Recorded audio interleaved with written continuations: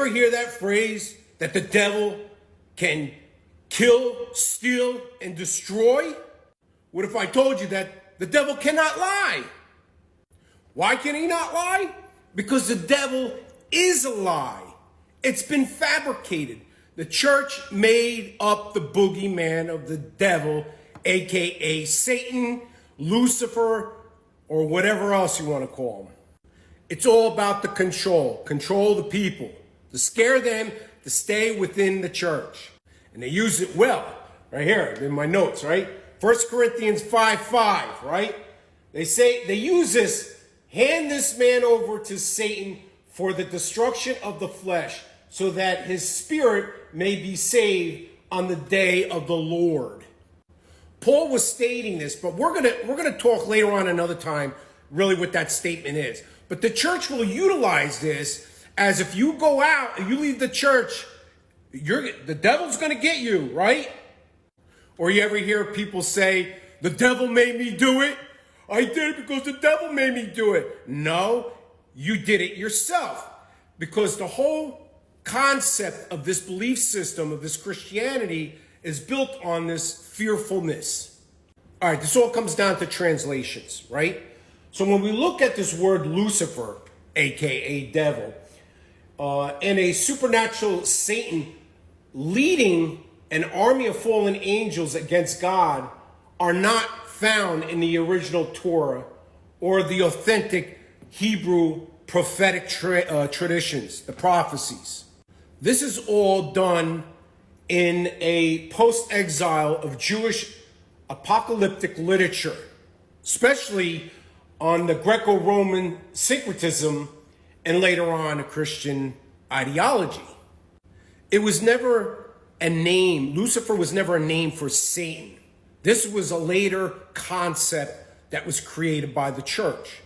This all was originated in Latin. This word Lucifer that we get in English was originally in Latin, and it was mistranslation of the Hebrew taunt. It was a taunt against the Babylonian king.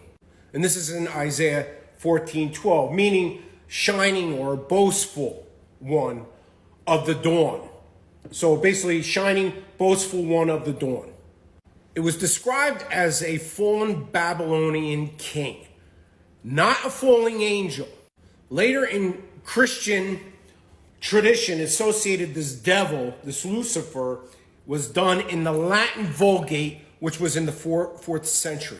One of the early church fathers, Jerome, what he did, he translated this Judaism word, not Hebrew, because it's still different. So the Judaism word Helel as Lucifer, which is light bearer.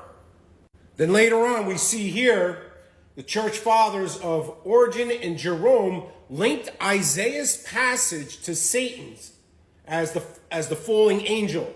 This is in Luke 10:18 and Revelation 12:9. So now they took Lucifer, this Latinized name, and combined it with the word Satan. Now what the church did in its themes in the human hubris of Ezekiel 28 was towards the king of Tyre. It was Yahuwah's judgment on oppressive empire Babylon. It was towards the empire and towards the king, not a falling angel, a being. The church would then utilize this as a beautiful angel who rebelled against God, and he's a falling angel and causing havoc amongst the earth. Now, in ancient Hebrew context, we have the word halal, H-A-L-A-L. Now, that's the ancient Paleo-Hebrew compared to Judaism, Helel, H-E-L-E-L. Now, there was a phrase called Helel ben Shachar.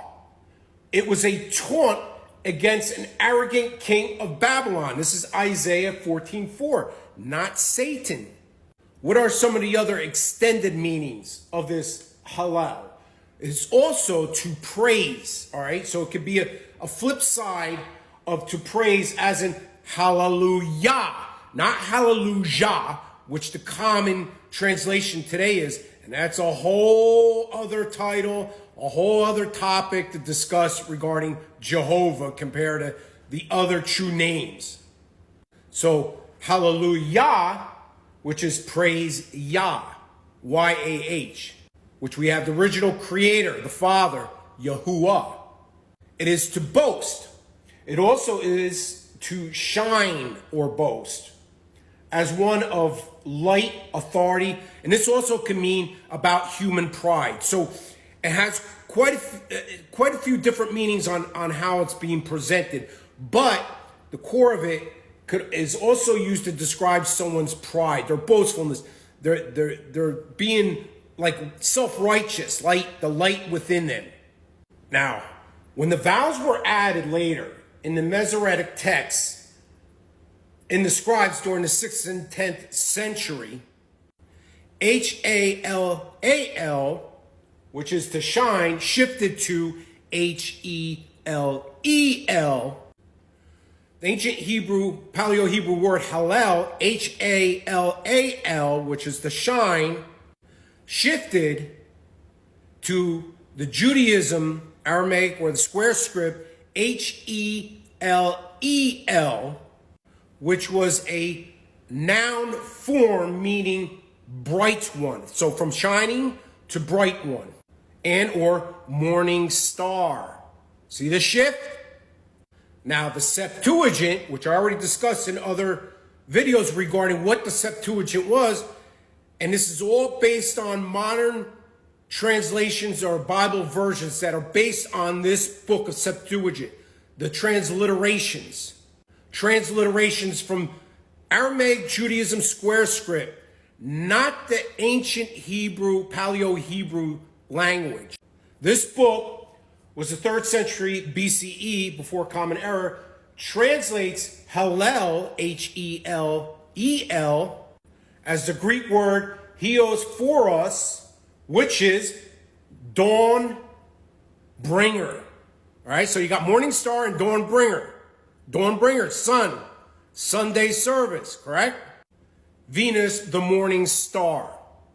This is all in Revelations 12, amplifies the cosmic conflict theme. Now this is where they get their cosmic good and evil thing. The Satan or Lucifer is now against God and the people.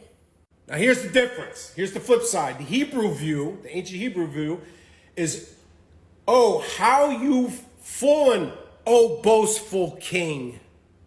A human lesson of Isaiah 14 is never read about a Satan. And then the Christian view, how you have fallen, O Satan, a spiritual narrative is often cited as proof that Satan has fallen. All right, where do we get this word devil, the English word devil? Well, it comes from Greek, diabolos, all right? It's close to Spanish, right? Diablos. And the literal meaning of this is slander or false accuser, which has no title bearing to Satan. And when you study the etymology from Greek, you then see it is to throw across, metaphorically, or to divide, or to deceive. You see how this is all coming together?